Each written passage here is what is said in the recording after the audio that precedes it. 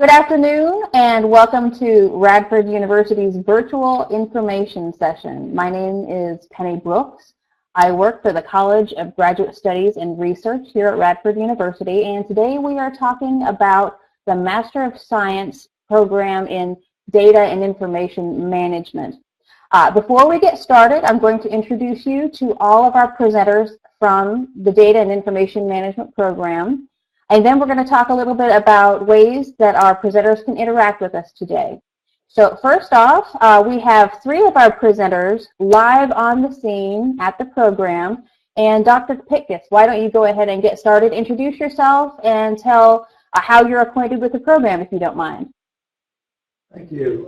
So I'm Dr. Pitkus. I am the coordinator for the program, and I am here with Rashna and John, two of our students who are graduating in just a couple weeks. So Rashna, do you want to introduce yourself?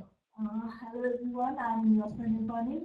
I'm a graduate student at Radford University's Data and Information Management program, and this is my last semester and I'm graduating very soon.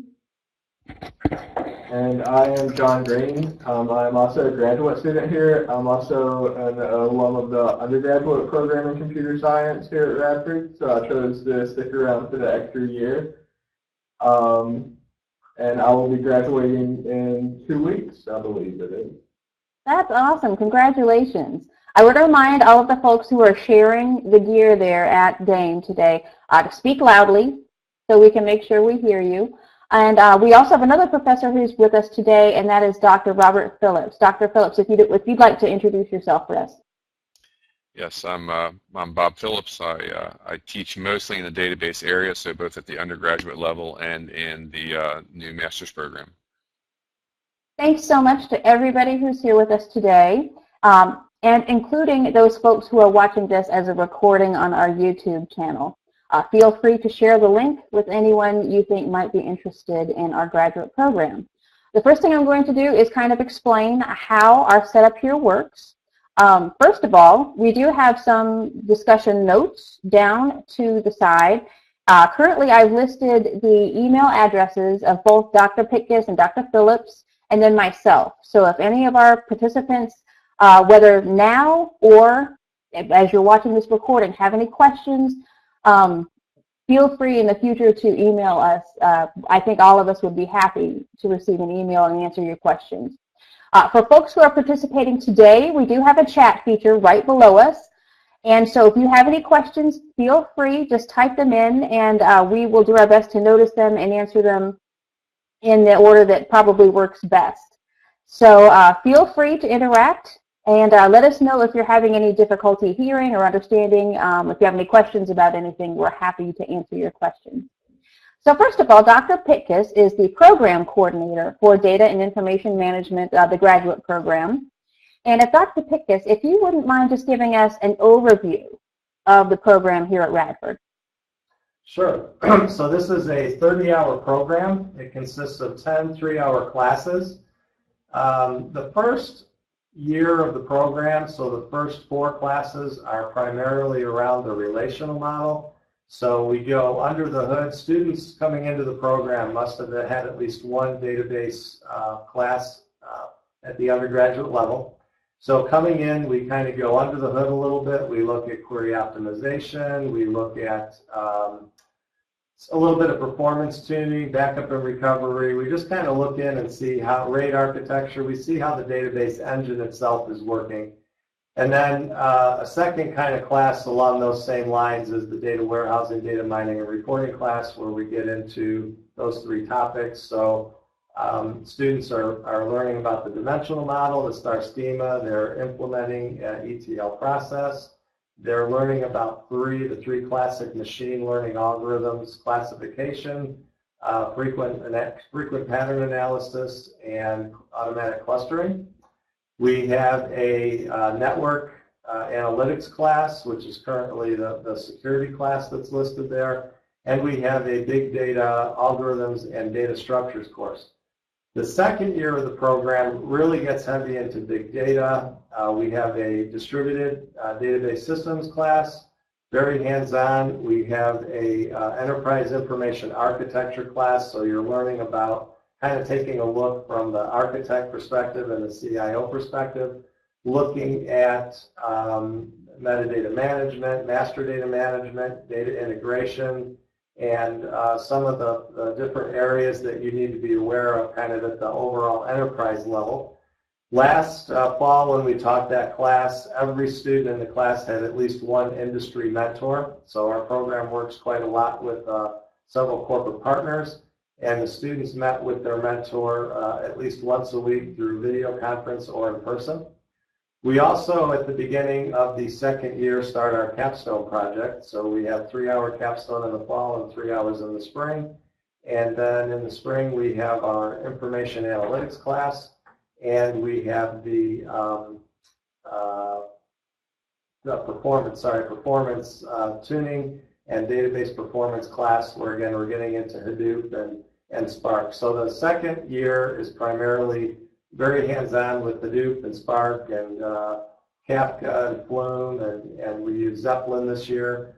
The capstone class, all of the projects are proposed by one of our corporate partners. So this guarantees that our program is meeting current industry needs. The other thing that I really like about that is that 20% of our program, 6 of the 30 hours, changes every single year.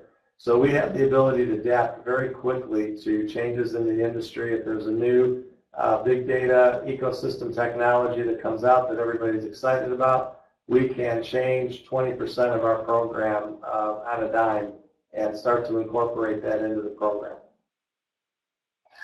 I have a lot of questions that have emerged from what you have explained, and the first one is that you mentioned that having a database class is important before you start the program. So it sounds like if you are an IT major or a computer science major, those are pretty much the backgrounds that are necessary to enter this program. Is that true? Yes, so this is a very hands-on program. It's a computer science program, but again, an information system student or a management information system student who has some good hands-on skills, basic understanding of SQL, data modeling, normalization, transactions, stored procedures, triggers, that kind of basic database skill set. Somebody who likes to program is a very good fit for this program. If I did not major in IT or computer science or information systems, this is for Dr. Phillips because you do deal with undergrads and graduate students alike. What would you advise a student to do before they would be able to join this program? Well,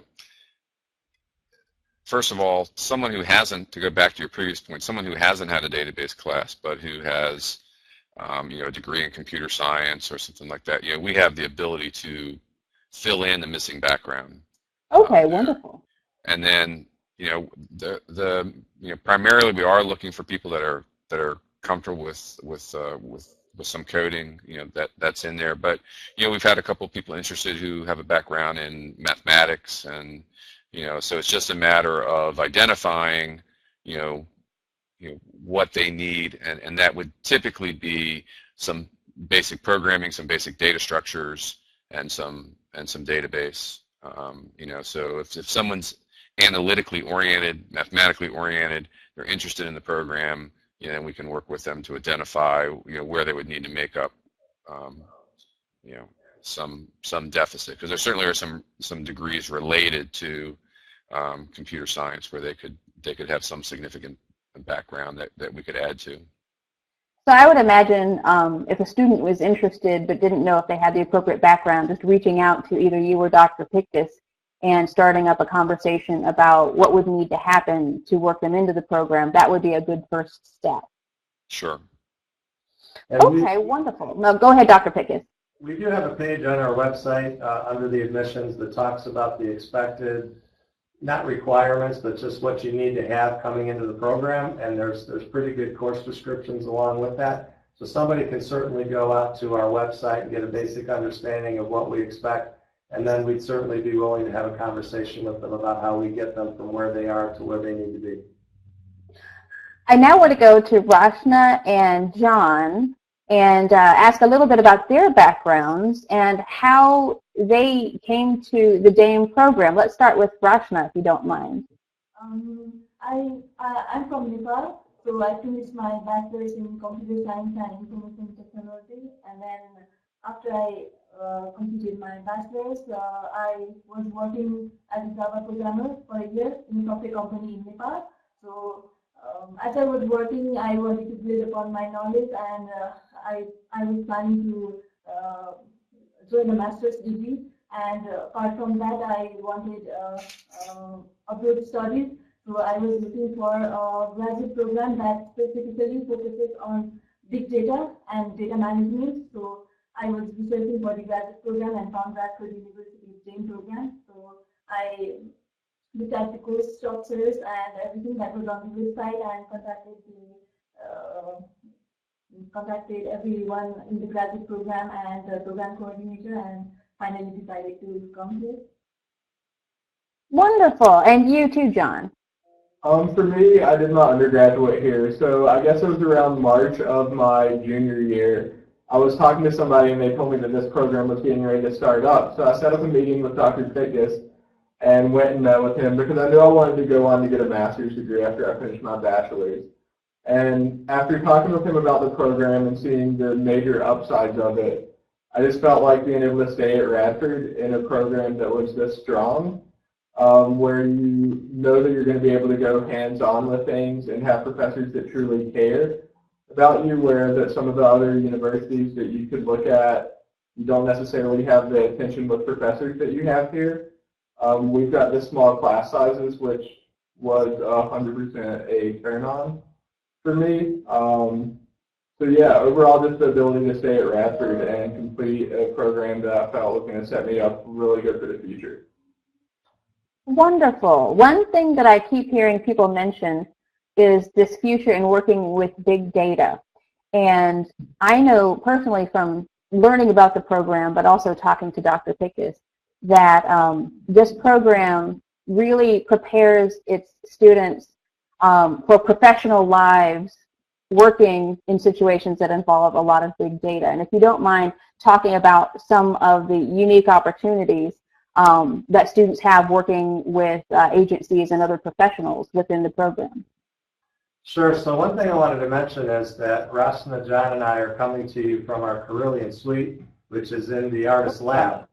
Exactly. And so Carillion is one of our premier partners. We have a consortium. We have 10 to 12 industry partners right now who support this program in a lot of different ways. And some of the partners actually put their employees in our lab, their IT professionals in our lab 1 day a week. And those people are working with the students on their projects. Again, as I mentioned last fall, we had a class where every student had an industry mentor, so some of those mentors were on site.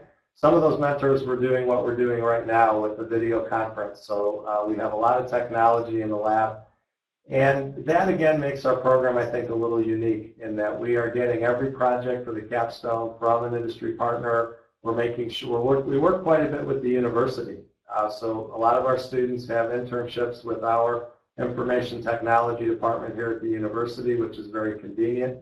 A lot of opportunity there to learn. So this is a program that is not necessarily a research program. It's an applied research program. The goal here is to prepare students to go right into an industry job.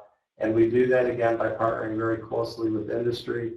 80% of our classes, 8 out of the 10 classes, have hands-on project components, including, again, that 6-hour capstone course, which is 100% just here's something that we need to do, go do it. But that class is not really just about building things. That class is also about going in and evaluating what you built. So quite honestly, it's not that difficult with some Google tutorials to hack something together and be able to process some data. But then we really dive deep. We go down under the covers and we look to see what's working well with this technology, what isn't working well with this technology, and that's what employers are looking for, people who have a real in-depth sense and understanding of the big data ecosystem. So as I'm sure everybody on this video conference knows, big data is still relatively new. A lot of the technologies are being invented as we speak. And there aren't a lot of people out there who really have the kind of hands-on experience and deep understanding that you get out of this program. Well, let me ask Rashna and John then about the projects that you're doing with these corporate partners. Tell us a little bit about what it's like to be doing all of this hands-on work within these professional contexts. Whoever would like to go first, go right ahead. It doesn't matter.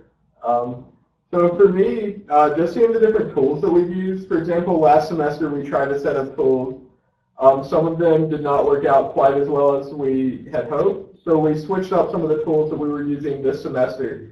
So it's allowed us to kind of look at a side-by-side view of two totally different sets of open source tools that have the ability to do this same thing, but look at which one can function better. We were also able to take a look at one that was not open source, just to kind of see what a giant package project will do. So it's kind of cool just to be able to take a step back and actually look at a just outrageous amount of tools and resources to actually be able to go into an interview and be like, yep, tried this. I felt like this was better to use at the time, and just kind of let them know that you have experimented some with the hands-on. It sounds like you get a lot of critical thinking and problem solving in, not so much, learning about the ins and outs of working with the big data, but then really how to apply it to everyday troubles or problems or things that can just pop up. You get a lot of experience in handling difficult situations. Yeah, I would completely agree. One of the things that I think that we've all became very strong with is the troubleshooting. One of the things whenever you're dealing with the large data is you're going to run into some issues, and being able to sit back hands-on and try to dig through that with the professors right beside you, kind of helping hint you a little bit in a direction. It's been awesome just to have that experience that you can't just go online and figure out the way to get around it. And it's a lot easier when we work in a team. Yeah. There's a lot of knowledge sharing and a lot of interaction in the classroom. So I will have to, I'm sorry, we'll have to have Rashna speak more towards the microphone because I don't think we heard what she said right there. You might have to repeat that. Okay, I say it's a lot of knowledge sharing in the classroom because our classroom is very interactive, and because we work in a team, it's a lot easier to face challenges and overcome those challenges. So group project work is very important. The artist lab that we're in right now is an advanced high-tech collaboration space. We basically modeled that around Google. It was Dr. Phillips who went and did the initial design, and it worked out great. So again, we're trying to create a real work experience here in the program. We're bringing IT professionals into campus. We're basically providing an on-site internship for our students. And the other thing I'll say is when you're in an interview and an interviewer asks you, what would you do if? Our students don't theorize. Our students say, well, let me tell you how I fixed that the first time, and let me tell you what I learned and how I would do it differently the next time. So the folks who interview our students know right away that our students have actually done these things and that they've learned at a deep level. When I go out and about and I talk about the program, I often get asked if it's a 100% online program, and a lot of times they're shocked to find out that it isn't. And it sounds like this is one of those reasons why it is not, because you really need that application, you need that face-to-face work with these people you're working with. Dr. Phillips, are any of your classes available online, or are they pretty much strictly in classrooms as well? The classes I'm teaching right now are all in the classroom. One of the things that Radford University has built its reputation on is the close relationship between faculty and students. It's one of the reasons that students come to us. And so, being able to talk face-to-face, being able to walk down the hall to a lab, being able to put hands on a cluster and help configure it. All those things I think are really important. And then on the greedy side of things, when we went to put a program together, we wanted master students in the halls. We wanted master students, helping us with courses and with research, and that's part of being a graduate student. I think Dr. Pickus has mentioned that to me before, that the graduate students do interact quite a bit with the undergrads. If you all could talk about that a little bit. So 2 of the classes that we teach are cross-listed classes where the graduate students are in with the undergraduate students, and we absolutely encourage the undergraduate students to work on the graduate projects and get involved. The one thing I'll say about the online program is it would be very difficult to deliver the quality program that we have today with all of the hands-on online.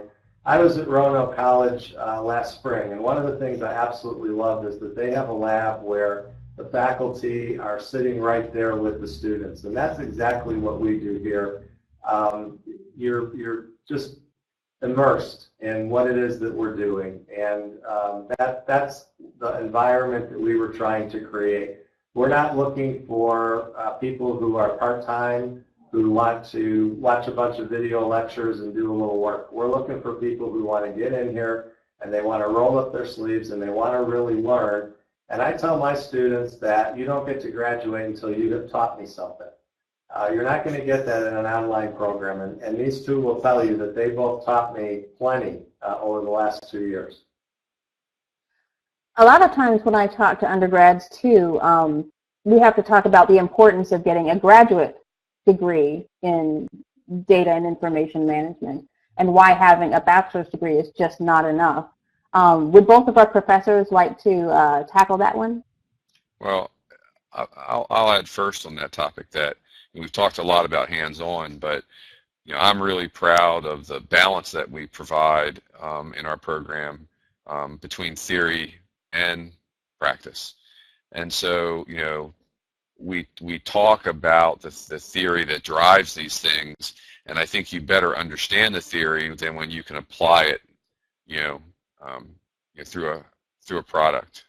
And and so the level of detail that you go in, the number of courses, is just typically not available at the undergraduate level. It's such a it's such a rich area, between the different aspects of federated relational databases and distributed databases. There's just a lot of material to cover. And so, the advantage of the graduate program is, you get to go deeper, you get a little more comfortable with concepts that you're just, barely touching a lot of times at the undergraduate level. And so you come out with a competence that's going to show up in a job interview. What do you say, Dr. Pickus? To kind of echo on that, I want to be very clear, this is not a training program, so we're not teaching any particular technology. As Dr. Phillips said, we start with the theory, and then we reinforce the fundamental concepts and principles with the hands-on learning. So it's a very balanced program. I think the biggest thing that students get out of a good graduate program is leadership skills and professionalism. And that's what our employers, that's the reason that our corporate partners are partnering with us, is because they like the level of preparedness that our students come away with. When you're actually in this lab and you're working with faculty and you're working with IT professionals, and in 2 weeks, or actually a week from today, we have the CIO of Carillion coming with several executives. We have executives from about 6 different companies that are coming to listen to these guys present what they've done over the last 2 years. When you're presenting to people like that and you've got those people that you're working with, you're learning professionalism. You're learning how to really operate at a high level. And that's the thing, I think, more than anything else that separates an undergraduate from a graduate, is that when you come out of this program, this master's program, you're ready to lead a team. You're ready to take on the leadership. You're not going to be an undergrad who's following somebody else. You're either going to step right into a leadership role, or you're going to move very quickly into a leadership role with all of the responsibility and everything else that comes with that.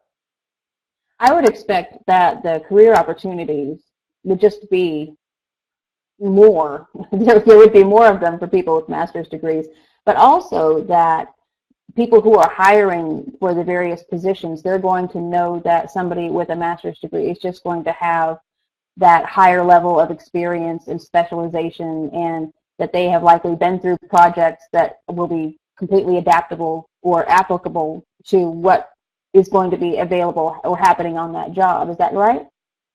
I agree. It's the depth again of the knowledge that they get, and it's the initiative, the ability to go in there and like I say, roll up your sleeves and really get at it. Let me turn to Rachna and John and ask, what's the difference in your experience between where you were when you finished your undergrad and where you are now? What are some of the differences that you guys see?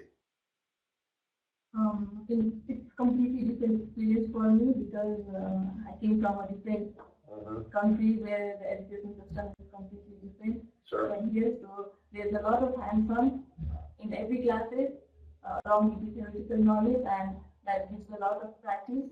And we got to explore many tools and technologies that prepared us well for the professional environment. And also, in the first year of my master's degree, I got to work as a teaching assistant, so that was a great experience for me. And in the second year, I got to work as an intern, application development intern in a software company in Radford. So, like along with my studies, I'm working, so it has been a great experience for me.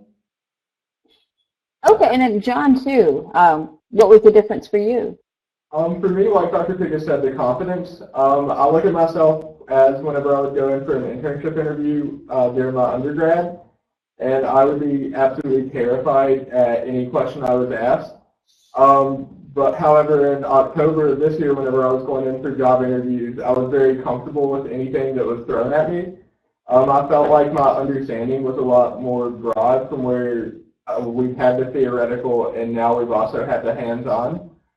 So essentially, whether you're a learner that's more of a hands-on oriented or a reader, you have the background that you need to step in there and feel confident in any situation. And you mentioned earlier that you're graduating very soon. Do you have any job opportunities lined up already, or are you looking at that now? Yes, ma'am. I'll be working for MC Dean as a systems engineer starting in June. Congratulations, that's awesome. Thank you. You excited? Yes, ma'am. Cannot wait.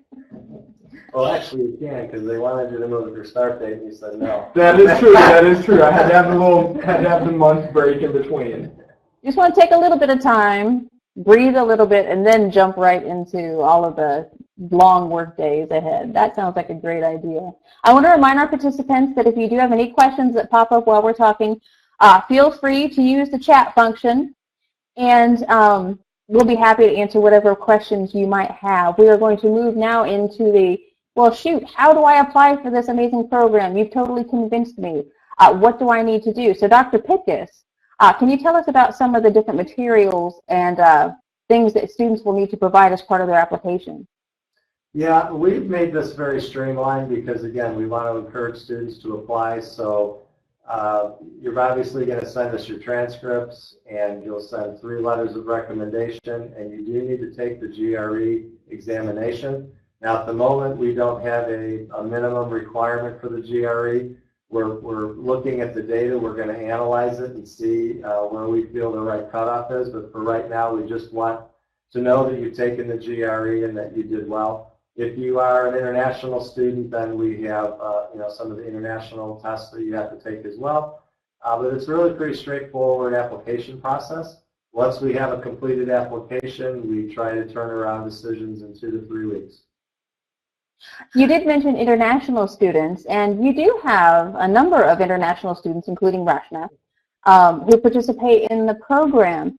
Do they usually have much trouble with applying to be able to come in? I know that our International Center usually helps them a lot hands-on with making sure they turn in all their appropriate materials. Well, I'm going to ask Rachna to tell you about her experience, and she's been through the process, and I hope it's good because I don't know what she's going to say. Awesome. Well, don't forget to speak up so we can hear you, okay, Rachna? One of the things I had to do was translate my transcript into the World Education. I had to save my transcript to World Education Services with.org, and then they convert, because we had a percentage system in our transcript. There's nothing like GPA, so we had to convert the percentage into GPA. So that's one of the things I had to do. And for international students, it's good if they apply earlier so that they have enough time to apply for visa and everything. That takes a long time, so that is another thing. And the English test and GRE, and I think everything else is fine. You do want to probably start early in the process to make sure you have enough time to get all of the forms in, because in addition to the GRE and the regular application and your letters, you do have a lot of things that could need transcription, or a lot of things regarding your visa that you have to get taken care of. I do see that Pawani asked a question, and I want to make sure we get a verbal answer on that as well. I wanted to ask if the partner mentoring for projects are available during the first year itself or during the capstone projects during the second year. I see that Dr. Pickus has written an answer, but if you'd like to explain as well, that would be great. Sure. So again, we have partners in the lab all the time. We have companies come, they want to meet and talk to our undergraduates, and then we have separate information sessions a lot of time for our graduate programs. We have an industry speaker series where they're talking to our graduate students, so we encourage a lot of interaction. I think this spring we had over 10 companies who came to campus this spring and met with our students, and quite a few of them met specifically with the graduate students. So there is a lot of interaction, but just due to the nature of the classes, there isn't that opportunity for one-on-one mentoring until the second year. But last summer, every graduate student who asked me to help them with an internship, I was able to get them into a good internship. So there's a lot of demand for the graduates and for the graduate students. If I'd have had 5 more students last summer, I think they all would have had jobs. So there's lots of opportunities to work with our partners. Yeah, and a number of our students have also had opportunities to work with professionals here at Radford, you know, either with a professor on a research project that has to do with data or data security, or with our, you know, our administration on analyzing retention data, or on, you know, our help desk people. So a lot of opportunities there. So there are a lot of opportunities for students to get involved with faculty research, and a lot of times that leads into our graduate assistantships. Are there assistantships available for students, Dr. Pickus? There are. It is competitive, but there are assistantships available. And I want to echo what Dr. Phillips said, in that even though our program is not a research program, there is a lot of opportunity for undergraduates and graduate students particularly to work with faculty on their research. So a lot of times with an assistantship, that's exactly what you're going to be doing, is you're going to be exploring an area with your faculty, and so you are getting some research. If a student is interested in getting an assistantship, is there a separate form? How do they let you know that they're interested? Well, first of all, they have to complete their application, and we accept them into the program. And once that's done, they can send me an email, and we will consider them for funding. As I said, it is competitive, and so right now, for example, we've made some funding decisions. We still have additional funding yet to allocate, but we need to hurry up. Well, I was going to ask because this program has rolling admission, which means it doesn't really have a deadline, but there probably is a deadline, or at least you need to send things early enough. Can you talk about how that process works? So we will take a student who comes in the day before classes start and is fully ready to go. We'll take them in, but funding decisions are typically made in early May. So again, if the later you apply, you're at less of an advantage. But we're not trying to keep students out of the program. We're trying to get students into the program. We don't usually start students in the spring simply because the program isn't designed to start in the spring. But we have had a couple students who have been able and willing and able to start in the spring. So we're very one-on-one with our students. That's something that Radford is known for, something that we're very proud of. And when students contact me, I try to provide as much information and work with them as best I can. We do have a question from Chris. He's asking, can the program be completed in 1 year? And it is a 30-hour program, so that would be a really quick. And are there specific grants for U.S. students that would provide stipends like many of the other sciences? I guess apart from like earning an assistantship. Okay. So it cannot be completed in 1 year just because, again, the way things are laid out and some of the prerequisites, we have to build a foundation in the first year that we then build on the top of the second year.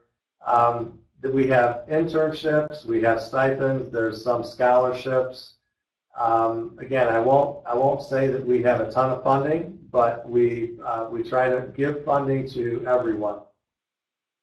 So while you may not have all of your expenses taken care of, the program does try to ensure that they can provide as much assistance as they can to their students. Does that sound right? Absolutely. Okay. Typical hours per semester, generally 9 hours is full-time for a student. Is that how many hours are traditional within this program? Well, our program is a little different because at the moment it's really designed for what we call accelerated students, which are undergraduates who are taking graduate classes and undergraduate classes at the same time. So okay.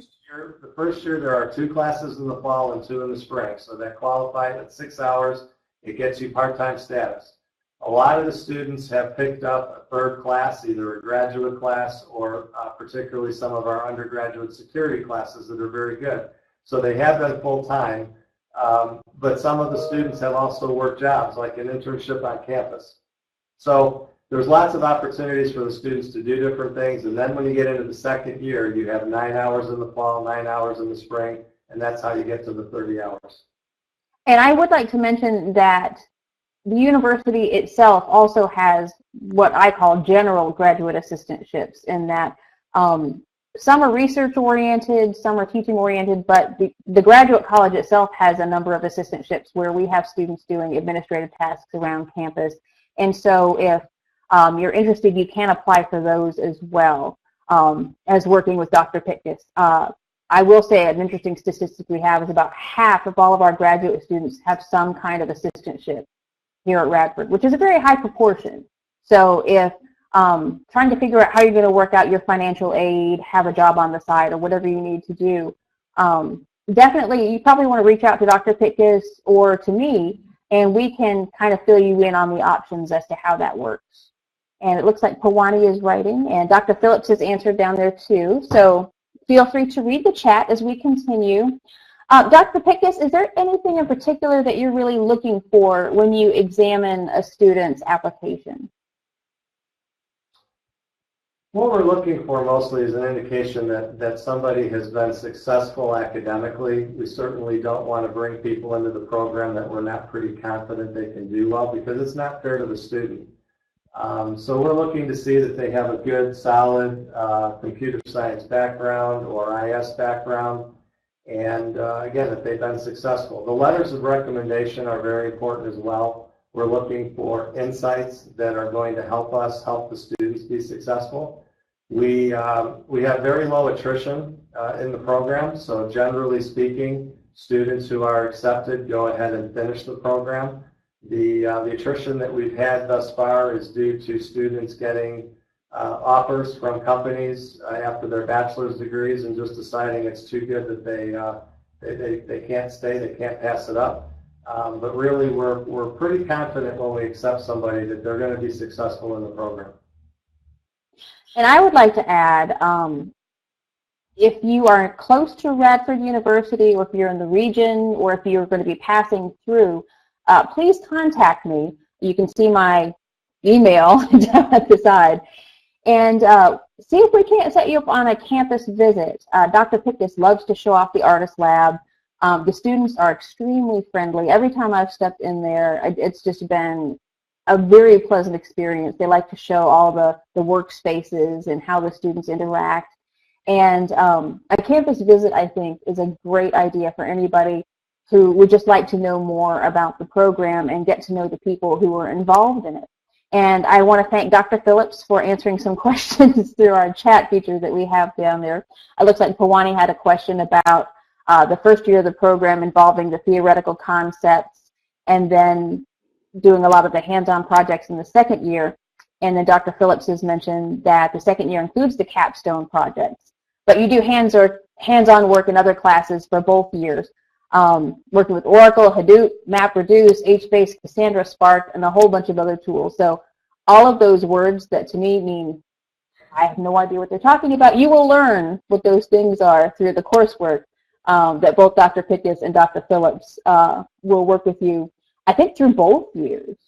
It's not like the second year you just kind of go to work. You're still attending classes. Is that right? There's a good balance and a good blend of hands-on and theory in both years. As I mentioned, 8 out of our 10 classes require or heavily emphasize projects. Now again, the capstone project is 100% hands-on. You're building something, you're evaluating it, you're testing it. The other 8 classes are theory intermixed, intertwined with hands-on activities. So the big data algorithms and data structures class doesn't really lend itself to a project. The enterprise information architecture class, again, doesn't really lend itself to a project. Although in that class, again, we're working with industry professionals, we're solving problems, but you're not coding. It's a different kind of a project. But absolutely in the other 8 classes, you are going to be doing hands-on things with these technologies, building that depth. But you're also going to be understanding, for example, when you talk about what is distributed databases and what is distributed data processing, you have to start with some theory, and then you jump in and you start working with Cassandra and Hadoop and some of the distributed technologies to really see those theories and concepts in practice. So it's a nice blend and a nice mix and balance throughout both years of the program. It looks like we have about 3 minutes left, and so in the time we have left, I want to go through all of our presenters and ask, if someone came up to you and was asking you about the program and they were really interested but didn't know if it was right for them, what advice would you give to them? How would you tell them to discover more about it and why they should consider it? Let's start with our graduate students first. Let's start with John. I think really just coming onto campus and getting to meet everybody is the best way. As soon as you can step onto campus, you're going to feel welcome immediately. And I just think as soon as you walk in, you're going to feel like this will be home for you. And it sounds like the students that I've met, it pretty much is your home for like 2 years. Every time I see students there, they're there all day long. And it's not like you feel trapped in the lab, but you really enjoy working in the lab with all the other students. So it's a good thing. Rachna, what would you tell a student who is interested in the program? I'd like to say that if you really want to get into big data fields and if you are really passionate about it and if you want lots of hands-on experience and want to build a good network with industry professionals and everything, just go for it and apply for the program. Do research, contact with the program coordinator, or we are here to help if anyone needs help. So that's what I would say. Dr. Phillips, I'm sure you hear this question all the time from undergraduate students, why should I seek out this graduate program? Or why should I consider it? What advice do you give to them? Well, I think that, data drives the whole world. And a lot of the concepts that you learn for, relational systems apply as you go forward into big data systems. Really, it's just an extension of what we're already doing to help with some specific problems. And so, an understanding of the design and tools and other things associated with that area is just critical to so many businesses. And the DAME program was built on top of our very successful undergraduate program in databases, where we've heard back from our employers, that have hired our students, that, hey, your kids, your kids can hit the ground running. They're doing better on their interview and interview questions than journalists coming out of other programs. And so I think it just really gives you a leg up in an area that's just going to be increasingly important as time goes on. And finally, Dr. Pickus, our graduate program coordinator, what final words would you like to leave our audience with today? Well, when I meet with students, the first thing I talk about or first thing I ask is, what do you want to do in your career? What's important to you? And if it's important to you to be a leader, to be a pioneer in a major, very important, ever-evolving field, then our program is good for you. There's a lot of programs out there right now for data analytics, and the problem or the issue with people who come out of those programs is most of them cannot go and get their own data. So they're counting on people who come out of our program to prepare, to model, to clean, to organize, and manage the data and give them good, clean data that they can do their analytics with. So one of the things that differentiates our program is the fact that we're down there in the roots of the system, down at the very base of the foundation, and we are building skills from the bottom up. So when our students come out of this program, they can absolutely go get their own data, they can clean that data, and they can analyze the data. So it's kind of like a full stack program for data management and analytics. Thank you so much to all of our presenters. I want to remind everyone watching this, either the recording or our session today, our email addresses are down to the side. Feel free to reach out to the professors or myself if you have any questions. You can also go to radford.edu, and in the search bar, just put in DAIM, DAIM, for Data and Information Management, and that'll take you right to the pages that you need for more information about the program. Thank you so much for listening. We really appreciate it. And like I said, share the link with folks who you think also might be interested in our program. Thank you for joining us today on this Virtual Information Center. Our session is closed. Thank you to all of our presenters. I really appreciate it. You all did a terrific job. Thank you. It was awesome. Thank you to our participants, too. Thank you so much for the questions. They were really good, and I hope you all got some good information. So thank you, Chris and Pawani, and reach out to us in addition if you have any other questions. So thank you so much. Bye, everybody. Y'all have a good evening. You too.